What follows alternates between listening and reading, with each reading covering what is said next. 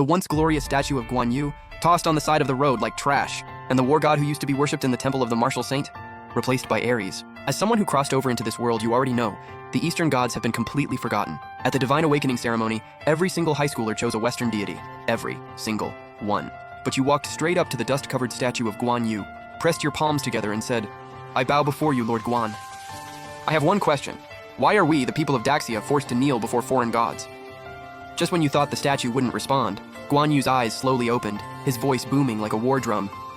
637 years, and someone finally walks through that door again. The moment you heard him speak, your whole body shook. You dropped to your knees and bowed your head, begging for answers. A ghostly projection of Guan Yu's divine spirit rose from the statue. He looked at you and let out a long, heavy sigh. It's not that we refused to appear. Our incense was cut off. Our divine essence collapsed 600 years ago, right at the moment of the dynasty's fall, when we were at our absolute weakest. That's when the Western gods struck. They came in hard, crushed us, and slaughtered every last one of our followers. Our temples were destroyed, our incense lines were severed.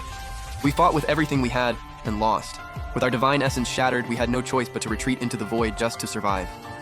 Over the years, a few wanderers stumbled in here by accident, but every one of them ended up choosing the Western gods. There was an endless loneliness in Guan Yu's voice. You are the first person from Daxia to kneel before me in 637 years. You lifted your head, eyes burning. You could picture how brutal that war must have been. The Eastern Pantheon, outnumbered, fighting alone against 3 divine factions, and losing.